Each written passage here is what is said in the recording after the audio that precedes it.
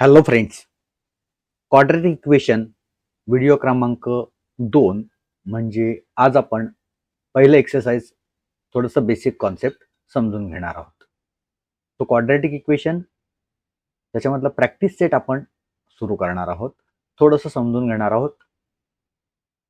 Which of the following are quadratic equations. बघा 2 मार्क्ससाठी ह्याच्याचा नेहमी question विचारला जातो. खूप इझी आहे. कशा पद्धतीने सॉल्व्ह करायचं ते तुम्हाला दाखवतो. ओके, आता लक्षात ठेवा हे जे क्वेश्चन्स आहेत हे जे मागच्या वर्षी विचारलेले क्वेश्चन किंवा आउट ऑफ द सिलेबस काही क्वेश्चन असतात ते मी घेतलेले आहेत. कारण टेक्स्टबुक मधले जे क्वेश्चन आहेत ते तुम्हाला खूप ठिकाणी त्याचे सोल्युशन मिळतील आणि तुम्ही गाईड वापरत असतील तर किंवा युट्यूबवर खूप ठिकाणी तुम्हाला त्याचं सोल्युशन मिळतील. मी असे क्वेश्चन घेतलेत जे रिपीटेड क्वेश्चन्स आहेत किंवा जे आउट ऑफ द सिलेबस विचारले जातात. ओके, सो सुरू करूया. Which of the following are quadratic equations. आता पहिलं इक्वेशन दिले बघा. 11 is equal to -4x² - x³. तो सोल्युशन कसं करायचं? इक्वेशन आपण ॲज इट इज लिहिलं. Now arrange equation such that we get right hand side as 0. म्हणजे राईट हँड साइडला आपल्याला काही करून 0 आणायचं आहे. वाय? कारण जनरल फॉर्म आपण शिकलो ax² + bx + c is equal to 0. तर लक्षात घ्यायचं की राईट साइडला आपल्याला 0 पाहिजे, तरच आपण ते क्वाड्रॅटिक इक्वेशन आहे किंवा नाही ते सहज ओळखू शकतो. तर आपण अशा पद्धतीने लिहिलं x³ + 4x² + 11 is equal to 0. आपण काय केलं, -4x² आणि -x³ ह्यांना लेफ्ट हँड साइडला शिफ्ट केलं आणि त्याच्यामुळे इक्वेशन अशा पद्धतीने झालं, कारण आपल्याला राईट हँड साइडला 0 पाहिजे होता. तर आता इकडे पॉवर बघितली, x ची पॉवर काय आहे? 3 आहे. So highest index of variable is 3. The given equation is not in the form of ax² + bx + c is equal to 0 असं आपण म्हणू शकतो, कारण आपल्याला x ची पॉवर काय पाहिजे? 3 पाहिजे होती. So it is not a quadratic equation. बघा खूप इझी आहे. काही कंडिशन्स आहेत ते आपल्याला फॉलो करायचे आहेत आणि चेक करायचं आहे whether it is a quadratic equation or not. Second equation बघूया. y - 2 × y + 2 is equal to 0. तो सॉल्व्ह करूया. आपल्याला हे सॉल्व्ह करावं लागेल. a - b × a + b is equal to a² - b² आपल्याला माहिती आहे, ते आपण यूज करू आणि ह्याला लिहू y² - 2 चा स्क्वेअर इज इक्वल टू 0. तो 2² म्हणजेच काय? y² - 4 is equal to 0. आता आपण चेक करू. मिडल टर्म मिसिंग आहे, म्हणजे y मिसिंग आहे, y² आहे. तो आपण लिहू शकतो 0y. कधी जेव्हा जेव्हा एखादा टर्म मिसिंग असेल त्याला आपण 0 ने मल्टिप्लाय करू शकतो आणि लिहू शकतो. तो इक्वेशन आपण लिहू शकतो y² + 0y - 4 is equal to 0, कारण आपल्याला जनरल फॉर्म मध्ये आणण्याचा प्रयत्न करायचा आहे. ओके, आता जी हायेस्ट पॉवर आहे ती लक्षात येईल तुम्हाला. Highest index of the variable is 2. So the given equation is in the form of ay² + by + c is equal to 0. So it is a quadratic equation in variable y. हे question बघा. z - 7/z is equal to 4z + 5.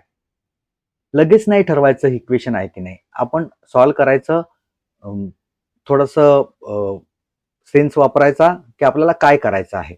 Okay, so remove Z from the denominator. आपल्याला डिनोमिनेटरला Z नको आहे, त्याच्याने आपल्याला ठरवताच येणार नाही. म्हणून आपण काय करायचं? Multiplying the equation throughout by Z. झेडने मल्टिप्लाय केलं. आता इक्वेशन काय होईल? Z × Z - Z × 7/z is equal to Z × 4z + Z × 5. आता जर हे आपण सॉल्व्ह केलं तर झेड कॅन्सल झाला आणि इक्वेशन होईल z² - 7 is equal to 4z² + 5z. Now arrange equation such that we get right hand side is equal to 0. Right साइडला आपल्याला काय पाहिजे? 0 पाहिजे. तर आपण लिहूया z² - 4z² - 5z - 7 is equal to 0. Solve केलं ते येईल -3z² - 5z - 7 is equal to 0. So the given equation is in the form of az² + bz + c is equal to 0. So आपण लिहू शकतो it is a quadratic equation in variable z. Next बघूया, Q square minus 4 upon Q square is equal to -3. So equation लिहिलं, remove Q square from the denominator. सगळ्यात पहिली गोष्ट लक्षात ठेवा, असं जरा विचित्र सम असेल तर डिनोमिनेटरला आपल्याला एक्स वाय झेड कोणतंही व्हेरिएबल नको आहे. जो डिनोमिनेटरला व्हेरिएबल असेल त्या व्हेरिएबलने इक्वेशनला मल्टिप्लाय करायचं आहे. ओके, आता इकडे आपण काय केलं, क्यू स्क्वेअरने मल्टिप्लाय केलं. सो आपलं आन्सर आलं q square minus 4 is equal to -3 q square. आता आपल्याला राईट हँड साईडला काय पाहिजे, 0 पाहिजे. तर आपण लिहिला q square plus 3 q square minus 4 is equal to 0.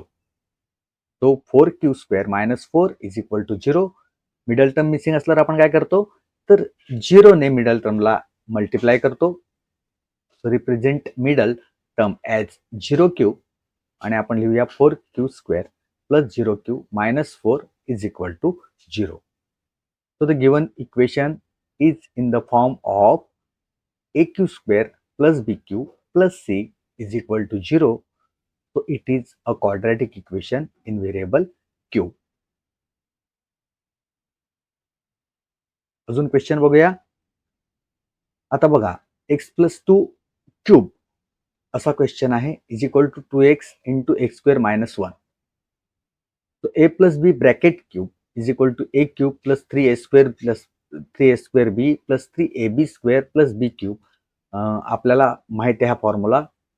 आपण काय करणार, एक्स प्लस 2 ब्रॅकेट क्यूबला सॉल्व करणार. So that will be x cube plus 3x square into 2 plus 3x into 2 square plus 2 cube is equal to, आणि हे solve करूया, 2x into x square is 2x cube minus 2x into 1 is 2x.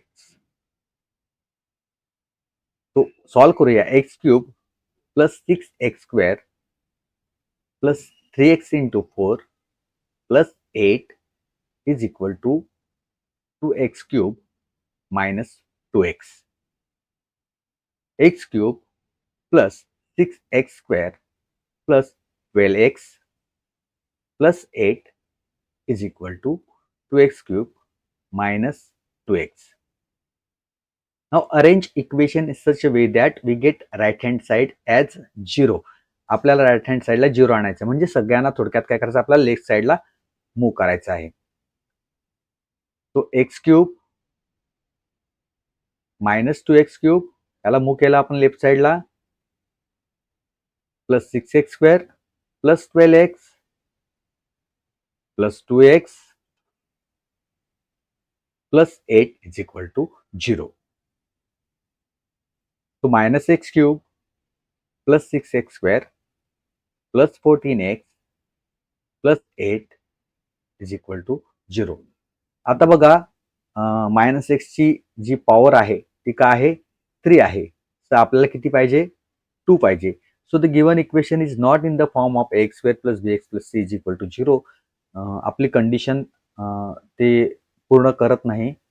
So it is not a quadratic equation. Video आवडला असेल तर like करा, share करा आणि subscribe करा.